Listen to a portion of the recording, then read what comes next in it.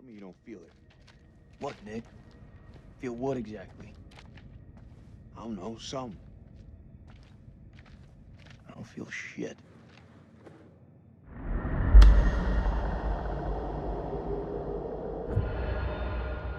Hello and welcome to a preview video for the Dark Pictures House of Ashes. My name's Adam Cook. This is the third game in an anthology, the Dark Pictures Anthology, and it's the third game in the anthology that Mr. Christopher Hyde has played. Haven't you, Chris? Hello. Yes, mate. Hello. Yes, it is. Yes. So, I covered the Man of Medan and Little Hope for God is a Geek, and the third installment, as you say, House of Ashes, is out later in the year, around about Halloween normally when it releases. So I think the end of October is when we can expect it to launch. But I've been playing the demo about an hour. Preview build, please. We're professionals. Preview build, preview what is it, build. about an hour. The PR mentioned it was about an hour's worth of. It's about similar to last time. Literally took me just over an hour to play through, and just wanted to talk to you about it and share with you my initial thoughts of the preview. Really. So let's get into this then, because I was going to start the spiel of it. All started when Supermassive made that Sony exclusive, but that seems like forever ago now. And like some people weren't that keen on Man of Medan. It did seem the next one people were a lot more warm to. Well, I mean, it's a horror game, so that still feels weird to say warm. But where are we at with House of Ashes? Because what is it? What does it do? Anything different, or does it? It's interesting. You've mentioned a couple of things there that I was going to bring up. So the first thing I do want to say about House of Ashes is it does feel different to the previous two for a few reasons. The first is that they've kind of changed the camera work a bit. So for Man of Medan and Little Hope, it was very much like almost like original Resident Evil. It was like fixed camera angles, and you moved around either the ship or the Little Hope kind of setting, and like the tank controls of the original Resi, right? And that's part of the tension building, and they can be clever where they put the cameras and you see stuff the characters don't, and all that sort of stuff. Whereas this time around, it's more over the shoulder, a bit like Resi 4, right? Okay, so that explains something. I don't want to interrupt you, but I do want to ask, because I thought initially, right, when I was having a quick look through the footage, I thought, he's captured it at the wrong resolution, because there was a bit where there was a button prompt appeared to interact with something, but it was half off the screen, and I was like, what? Yeah. But then you turned the camera around, and it was like it was all on the screen because it was. Yeah. So what you're having to do is, like I say, you're controlling the character. I hate myself for mentioning that, because I'm probably gonna have to find that exact bit of footage now as well. Yeah, that's it. It's got to be there now, otherwise I'm not going to know what you're talking about. Hey, Adam from GodIsAGeek.com here. Sorry to interrupt, but if you wouldn't mind just hitting the big old subscribe button and maybe the bell to notify you of every new video we release, we'd be really grateful. Thank you so much, and enjoy the video. So yeah, you're kind of walking around, and you're I guess the first other thing to say is you're underground, right? So the game sort of starts, and it's in the Iraq War, and the floor collapses, and the 5 protagonists that you end up controlling end up in sort of some underground Sumerian temple, right? And they're basically trying to get out. Okay, so it's very dark, it's underground. So you're wandering around as armed protagonists, which is interesting actually, because that's the other thing that is very different, is that rather than being sort of almost vulnerable protagonists that are kind of like, therefore you're literally armed Marines, and there's an Iraqi fighter that you control as well. Whenever you want. You can't shoot whenever you want, but you do have a gun. Guns at various points. So it's interesting that coupled with the over the shoulder kind of almost like Resi 4 type thing does make it feel a bit different of a game in the series compared to the previous title. So it's still very tense, which I'll come on to in a minute, but there is a different type of, I guess, scare, because you're literally an armed soldier rather than a vulnerable teenager or older person in say Little Hope. So that it does certainly feel different when you're controlling those types of characters versus others. And it's interesting what you said about the control mechanism, because you're walking around and there's lights on your guns, so you're also controlling the light source that you have as well over the shoulder as well. So that's why you're not necessarily always seeing the interact buttons and things on screen, because you're kind of controlling the camera and the light and your perspective all at the same time. So it's very easy to do, but it does mean that those things aren't as fixed as they were in the other two games. But that kind of helps with like the tension and the claustrophobia, because you can't always see everything, because you've got to make sure you shine the light where you want to see, right? The other thing that you obviously mentioned about what's different.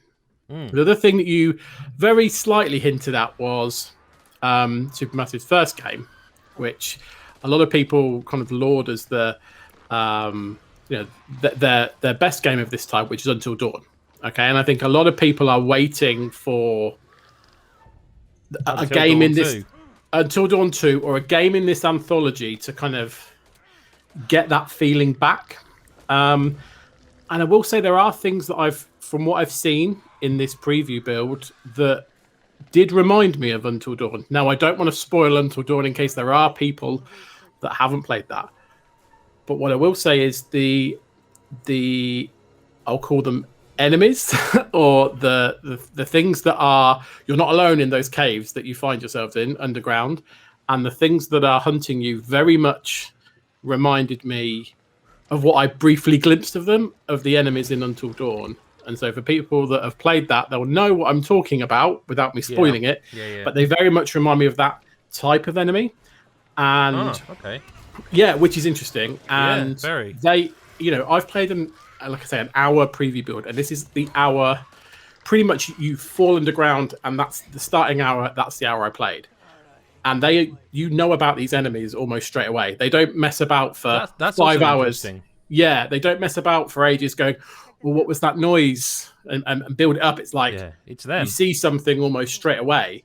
So it's going to be really interesting to see where they take that over the however many hours the game is, and keep that kind of tension and variety, I guess, in the kind of scares and the unnerving moments, because they're literally showing you there's something there right off the bat. Which I thought was a really, like I say, a bold move. It's different, because they normally, even in Until Dawn, they didn't really show that sort of hand until a bit later in the game. So really interested to see how that goes. The other thing I'm really interested to see is, it's underground, it's dark. Once I worry there's a danger potentially once you've seen one dark cave with a flare lit in it. Have you seen them all? And I'd be really interested to see how they mix up and make different parts of the adventure feel different, and not just another bit in a cave with or without an enemy that you've got to avoid. So that really interested to see how they vary that up, because even in like Man of Medan, which is on a ship, right, there's still different sections and set pieces in that ship that you go, that's that bit from the ship, that's that bit from the ship. So I'm sure they have, but it'd be really interesting to see how they do that. The last thing that really kind of caught me in the preview build is the characters. So like I say, they're all soldiers, 4 Americans and 1 Iraqi soldier. And of the American soldiers, one of them's a woman and 3 are men, right? And what's interesting though is even from the preview build that I've seen, this opening hour almost, the relationships they've already got established is really interesting. Like there's a couple, for example, that have clearly just separated but are now working together in the army, and there's a lot of tension there. So it's not just about, whereas in other games where you're like starting to kind of build their relationships and deciding whether you want them to be best friends or to hate each other, there's already kind of established relationships there. And I found that really interesting, because the options it gives you, it normally gives you an option. Do you want to respond like this, or do you want to respond like this in a conversation, or say nothing? They're very interesting options right at the start, because they've already kind of got these backgrounds, and there's little suggestions about various relationships. So I thought that was quite interesting, rather than being sort of 5 separate characters that get to know each other on this horror adventure. There's already established connections and things, which I think would be really interesting to see how that plays out. So yeah, an interesting preview build, I will say. You know, there's always a danger with something like this that you go, it's just another dark pictures game, and I've played these before, and I really didn't get that vibe from this. It really felt like, obviously there are similarities, of course there are. There's a way that they do things. There's a way the games play generally, but it really did feel like with the setting, some of the kind of, like I say, the control choices and the characters, that it could end up being something that feels different, and hopefully, like I say, harks back to the games in Until Dawn that people really enjoyed. So, really excited from the preview build I played. Well, on that note, I'm sure there will be something written up on this, and you can read a less sort of informal and read a more formal version of a preview. Maybe you don't want to. Maybe you just want more like this. And if you do, then make sure you hit the subscribe button and the bell button so you never miss another video. House of Ashes is out, well, I'm looking at Wikipedia and it says October, so I'm going to go with that, which sounds about right. Late October, we'll say. These days, you can never really confirm a game is out until you have literally got it in your console or on your PC. Chris, thank you for your time. Thank you, sir. Make sure you subscribe, and we'll see you in the next video. Bye-bye for now.